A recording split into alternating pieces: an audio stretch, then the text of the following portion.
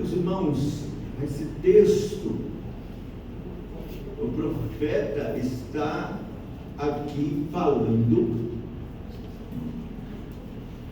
do advento de Cristo para os gentios. Isaías é chamado profeta dos gentios, um grande evangelista. Deus concedeu a ele a graça de muitos e muitos anos antes de Cristo, de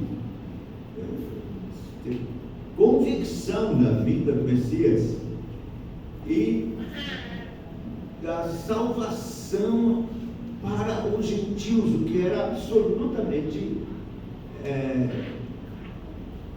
oculto. Mas Deus revelou a Isaías. Então ele começa aqui a falar dessa obra gloriosa, extraordinária, sobrenatural, da salvação da igreja dos gentios, com uma promessa impossível. Então o primeiro ponto é uma promessa absolutamente impossível. Veja, canta alegremente, ó estéril, que não deste a luz, exulta com alegre canto, exclama, tu que não tiveste dor de parto, porque mais são os filhos da solitária do que os filhos da casada, diz o Senhor. Como? Alegra, canta alegremente, ó estéril. Ora, essa é uma palavra pesada, especialmente lá para o povo judeu, para as mulheres, especialmente. Era um opróbrio ser estéril, um opróbrio, uma vergonha. E não havia mesmo qualquer possibilidade, humanamente falando, de uma estéril gerar filhos, sentir dor de parto, ter gestação, absolutamente impossível.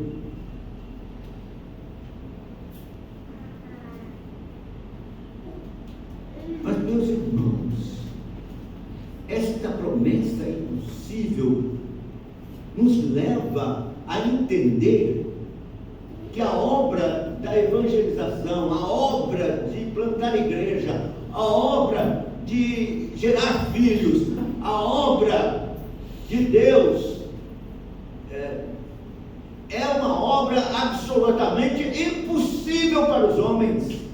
É uma obra genuinamente sobrenatural. Então, é quase desanimador a gente ouvir, por exemplo, começou uma igreja, reverendo Antônio, não tem qualquer possibilidade dessa igreja crescer. Ela é estéril, ela não vai crescer, não vai mesmo, pelos seus próprios esforços, não vai de jeito nenhum. Por causa da depravação total, porque depravado algum pode se converter ou ser convertido por qualquer esforço humano. Neste sentido, portanto, a igreja é estéril, porque ela não pode dar luz por ela mesma, não vai crescer por ela mesma, jamais. Mas tem uma promessa: alegra-te, ó estéril, alegra-te, exulta. Aquela que não teve e não tem dores de parto, porque vai ter muitos filhos.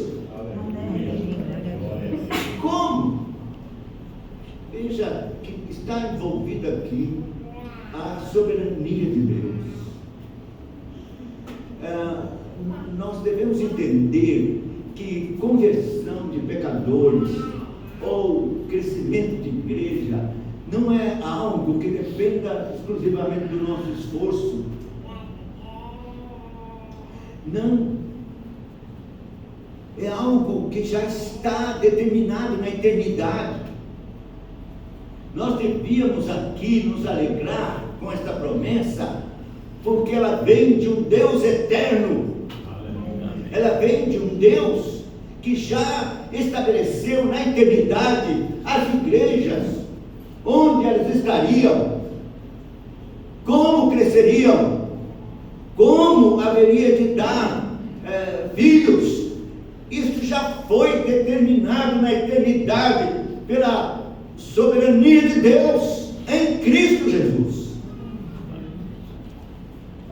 A gente vem com expectativa, né?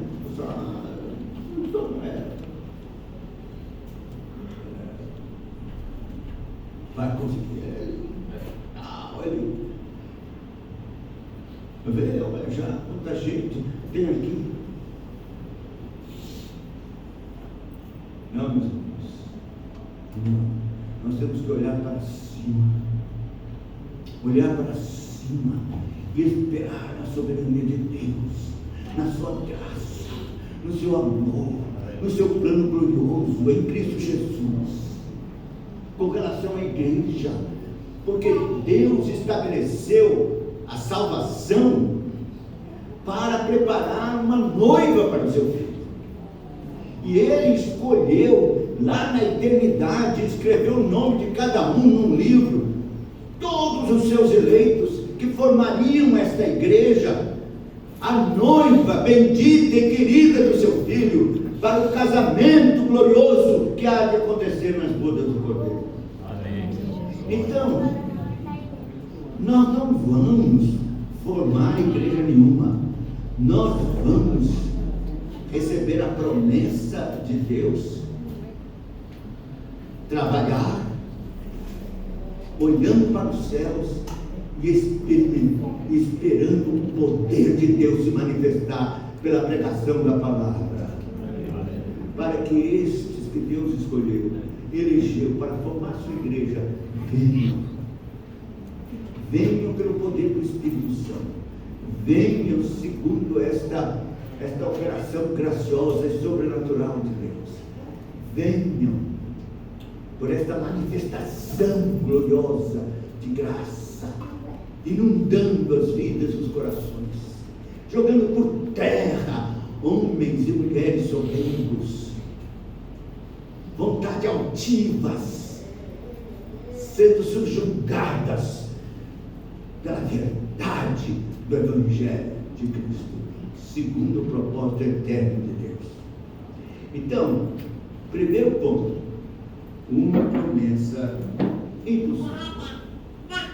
É assim, nós estamos aqui na expectativa de que uma igreja se forme, mas não compete a nós.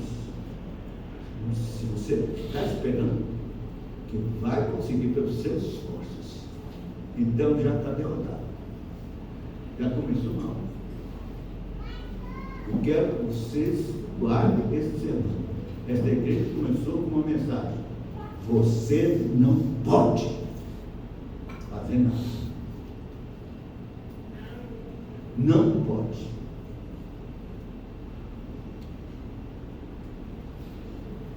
Você lembra de Abraão? É um bom exemplo. Casou-se com Sara, muito bonito, mas estéril. Viveu uma vida toda e nada, estéril. E ele então, Deus, cadê? O senhor está falando que não é Deus, uma herança, um povo, como a estrela do céu, não, cadê?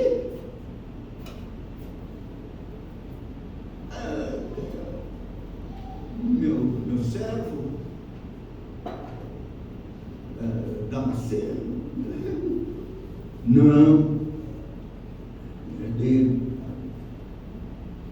Não sei. Tá bom. Vai ficando mais velho, velho, e era velha, e nada. Então, nós somos provados muitas vezes. A igreja se começa, e parece que Deus vira as costas, sei lá, deixa eu falar, não vai. E tenta, não vai, não tem jeito. E aí vem Satanás e diz: olha, não tem jeito não. Dá um pulinho lá e toma Agar. Tenta por Agar. Não está dando certo aí. Tenta Agar. Sabe o que eu acho que é o Agar de nossos dias hoje? Pragmatismo. Pragmatismo é Agar. Está difícil, não se converte, gente, tal. Então, usa os métodos. É Agar.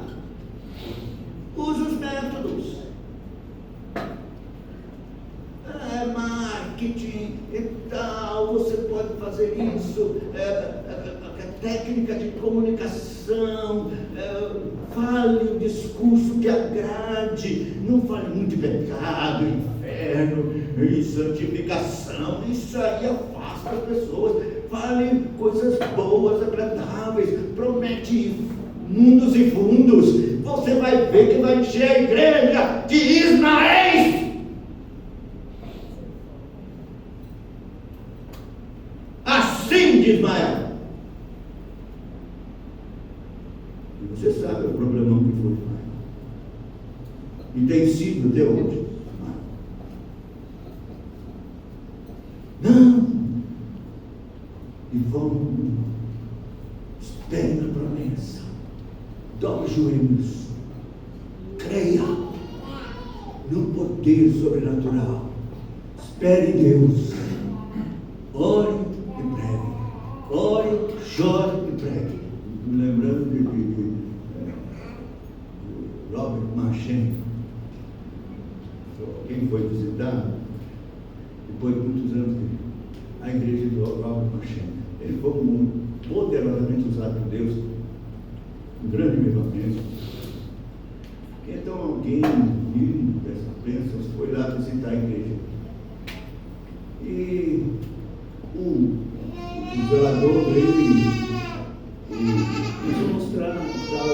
Ele disse: eu quero saber qual é o segredo de Robert Machen, as mensagens tão poderosas, tão ungidas, tão cheias de graça. Quantas pessoas são convertidas? Qual é o segredo? Então ele levou o homem lá para púlpito, botou ele no púlpito e disse: pregue, agora ore, agora chore, agora pregue, chore, ore, pregue, chore, ore, pregue.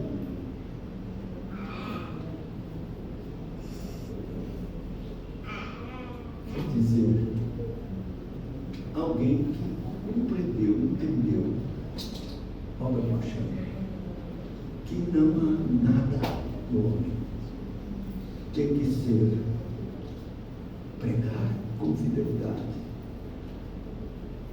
orar, regar as orações com lágrimas pelas almas.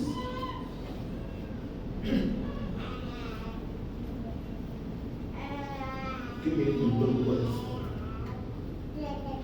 Não, nunca corregar para o erro de Abraão com Abraão. Esperar em Deus no que Ele prometeu. Alegra-te, eu espero.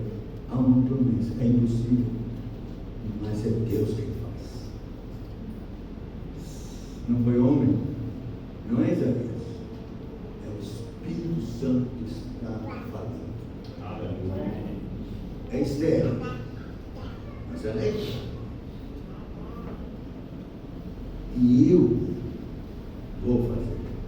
a estéril ter filhos. Será alegre mãe de muitos filhos. Eu estou prometendo. Em segundo lugar, nós temos aqui uma aposta de fé, porque ele diz assim: alarga o espaço da tua tenda, estenda-se o touro da tua habitação, não o impeças. Veja, é estéril, tem uma promessa. Então, se tem esta promessa, eu vou crer. Essa expressão alarga o espaço quer dizer crer que Deus vai mandar gente e que esse salãozinho não vai dar de jeito nenhum. Então é trabalhar nessa perspectiva de fé e começar a pregar, e estender a tenda. É exatamente isso. É pregar, não só aqui, mas sair pregando pela vizinhança, na praça, na feira, outros lugares. Agora nós temos a internet, alarga, onde podem ouvir, que ouçam. Então, aqui nós temos uma aposta de fé. Você deve pregar e estender a mensagem a todos quantos possam ouvir, aonde puderem ouvir, com fé, pregando o Evangelho, evidentemente, da graça do nosso Senhor e Salvador Jesus Cristo. Uma aposta de fé, né? É isso que o profeta está dizendo, porque sempre se é estéril, como é que eu vou largar as tendas? Mas a promessa não é estéril, mas vai exultar e se alegrar, porque vai ser mãe de muitos filhos, então tem que alargar a tenda. E isso é um ânimo para você, para o Adriano Antônio, para todos que estão aqui. Existe uma promessa. Então eu vou sair pregando o Evangelho, crendo nesta promessa. Agora, não pense que maravilha, todos vão aceitar. Não. Os eleitos virão. Os eleitos virão. E a gente tem essa promessa, então vá com confiança, pregue. Muitos não virão, porque não são eleitos. Eles não virão mesmo. Nunca virão. Mas tem os que são do Senhor, e são muitos. Está escrito aqui que são muitos. Veja aqui, assim, no verso anterior. Porque mais são os filhos da mulher solitária. Mais. Então é uma promessa de muitos filhos. Você deve crer nisso e sair pregando, compartilhando, falando do amor de Deus, pregando e deixando o resultado com o Espírito Santo. Esse é um terreno sagrado que pertence somente a Ele.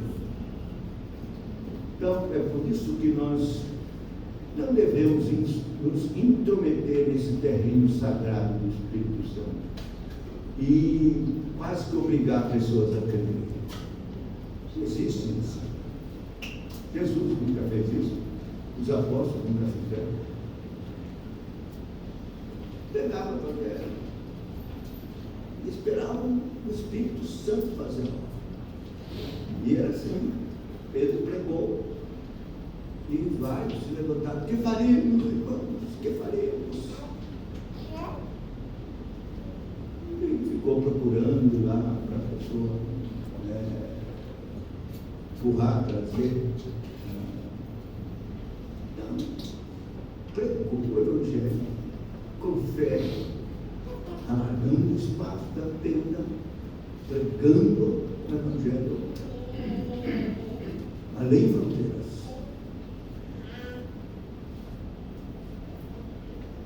E é uma posse de fé. A gente sabe que há um poder na palavra do Senhor, né? Jesus disse: as minhas palavras são espírito e vida. Quer dizer, a gente prega, cita versos da palavra, e a gente fica assim, pensando: será que vai dar certo? A pessoa vai entender? Não se preocupe, porque a própria palavra, ela é viva, ela vai mexer no coração da pessoa. Jesus disse: espírito e vida. A gente não tem que ficar brigando, tentando fazer a pessoa compreender. A gente prega, dá as escrituras para que a pessoa deixa. É igual o Mancato pregando, disse que estava conversando com um judeu ateu, que não cria em nada, e ele tentando convencer, nada. Aí ele pegou uma Bíblia, uma que leva lá para a sua casa,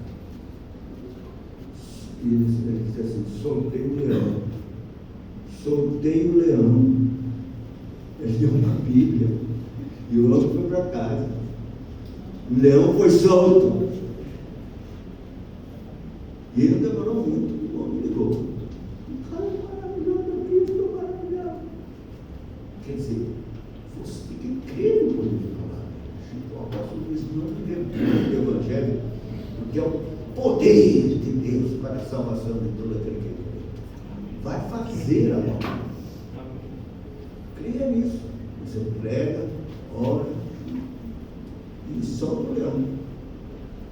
E deixa que Deus vai fazer a obra. Então é uma posse de fé, alargar as tendas, né?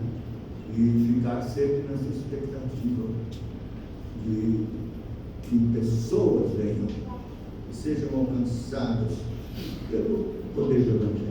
Mas o mais importante para mim nesse texto é essa frase aqui: firma bem as tuas estacas. Firma bem as tuas estacas. Ora, veja bem, se o assunto é espiritual, ele certamente não está falando de uma enorme tenda. É uma coisa figurativa, né? Uma tenda, a igreja. Então, o que seria firmar bem as estacas? Quais são os ventos que poderiam abalar esta tenda?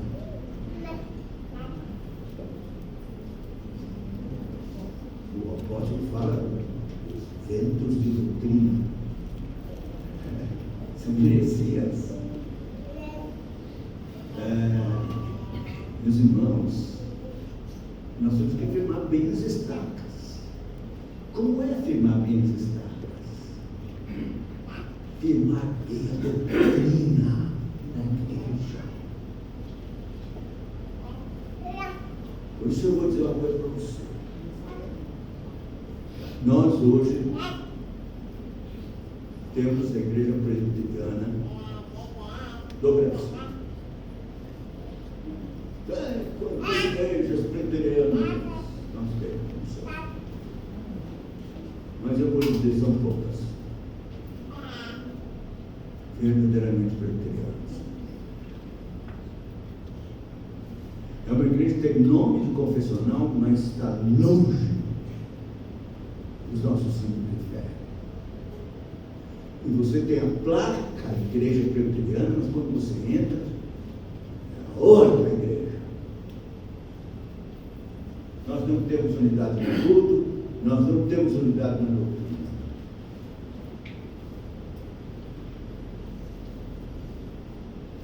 Mas tem SAF, tem PH, tem o MP. Querido, são as coisas importantes da igreja, mas não é isso, essa nossa unidade não é. Nossa unidade está na nossa fé, no nosso credo. O que nos faz perseverarmos é o que cremos.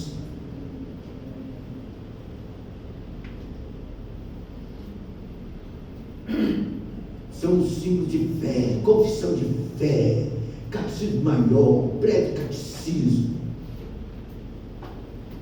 Ensinar, estudar, firmar bem as estacas, cada crente, as crianças respondendo o catecismo, sabendo perfeitamente as doutrinas básicas, bíblicas, de um crente verdadeiramente convertido e que tem a sua visão clara do que é servir a Deus. Qual o fim principal do homem? O fim principal do homem é glorificar a Deus e gozá-lo para sempre. Essa é a distinção.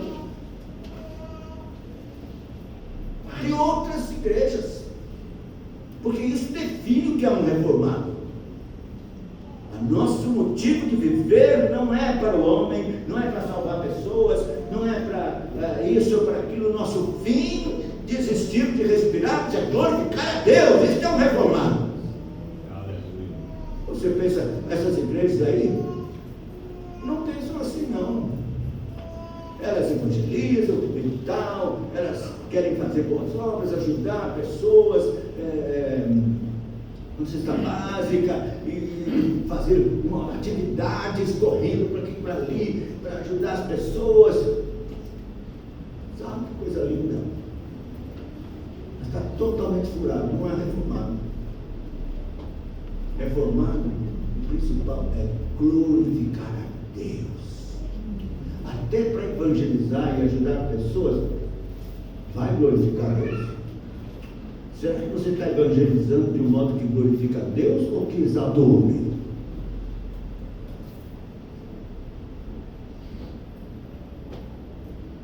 Então, como é que faz?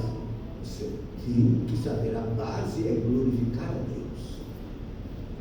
Em qualquer atividade na igreja. A prioridade da igreja é glorificar a Deus. Geralmente a gente pergunta, qual é o motivo principal da igreja, qual a razão principal da igreja? Evangelização, missões. Errado. Essa igreja está sendo plantada e o objetivo primeiro dela é glorificar a Deus. Amém. Isso você não pode abrir mão. Então deixarão de ser reformados. Porque tudo mais que vocês forem fazer, até para os homens, será a glória de Deus, visando a glória de Deus. Porque esse é o propósito do próprio Deus, a sua glória, e a exaltação do seu Filho.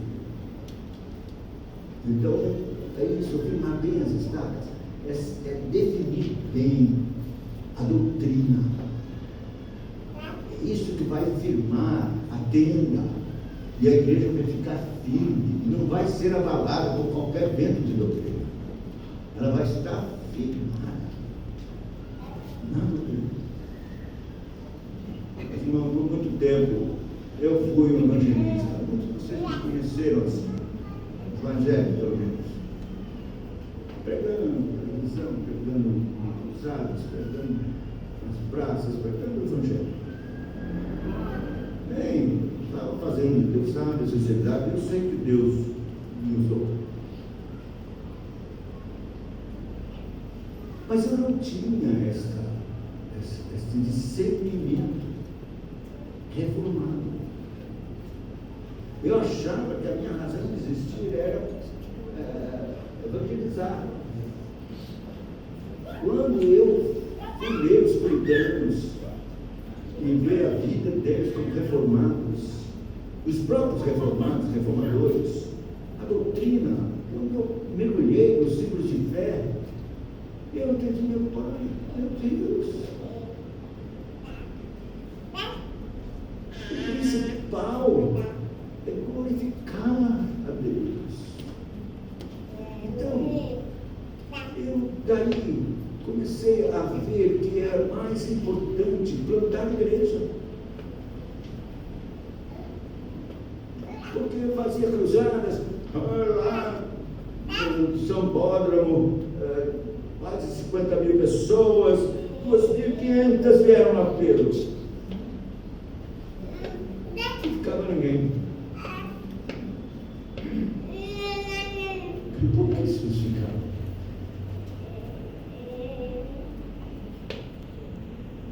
Então eu vi, que forma eu posso glorificar mais a Deus? Plantar igrejas. Plantar igrejas e ensinar a doutrina reformada. Isso vai glorificar Deus. Os crentes vão de fato experimentar o poder transformador de Deus em suas vidas. Eles vão viver a vida de Cristo, que esse é o propósito. Então, Cristo será exaltado, Cristo será glorificado, com uma vida santa. Porque, meus irmãos, é muito triste a gente ouvir o que é a igreja hoje, diante dos olhos das pessoas. Tem empresário que diz: olha, se for crente, eu não quero. Corpo mole, chega atrasado, falta, dá cheque sem fundo, não cumpre a palavra. E aquele texto do Salmo que diz: homens, até quando tornareis a minha glória me chama? Amareis a verdade, buscareis a mentira, sabendo que Deus destino para si aquilo que ele queria. Ou então aquele: meu nome é blasfemado entre os gentios por vossa causa. Hoje a gente vai para o Evangelho, as pessoas então dizem assim: olha, esse Evangelho, essa cruz de Cristo, o sangue de Cristo, é aqui. É para formar esse grupo, esse pessoal crente que tem aí, que não tem diferença nenhuma da gente. Que por trás do pastor, das costas do pastor, faz tudo aí. Meus irmãos, então, uma coisa errada.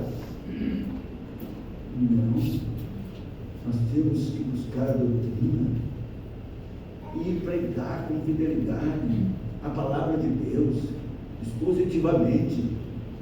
É uma pregação de confronto, é uma pregação que joga no chão, é uma pregação que mostra o que Deus é, o que Deus quer, o que Cristo fez e qual o resultado que deve vir desta obra gloriosa feita por Cristo.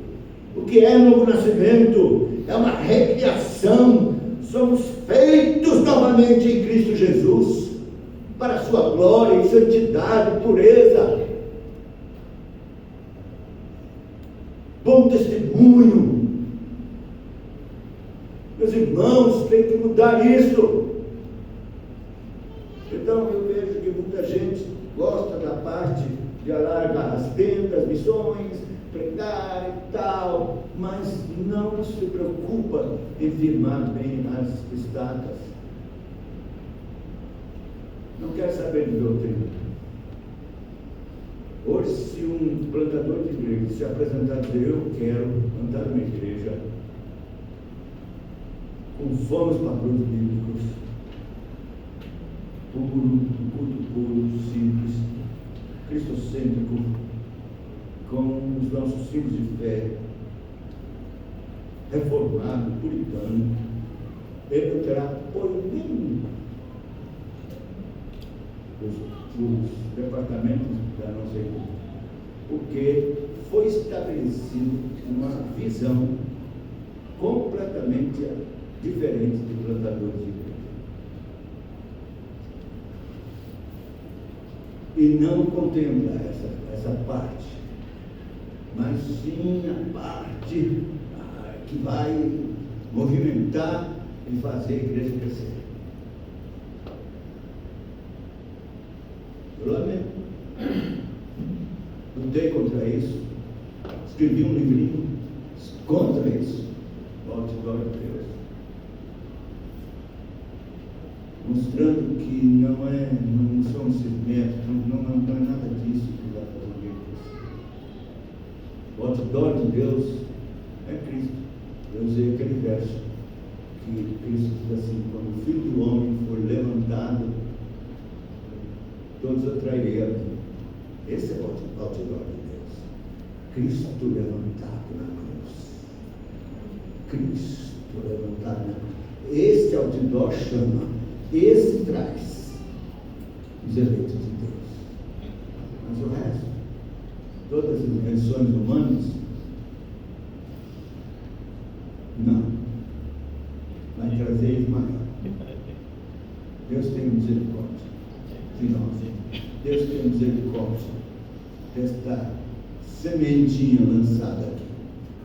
E que esta mensagem, essa pregação, essa advertência fique no coração, não de vocês. Amém? Amém? Deus abençoe.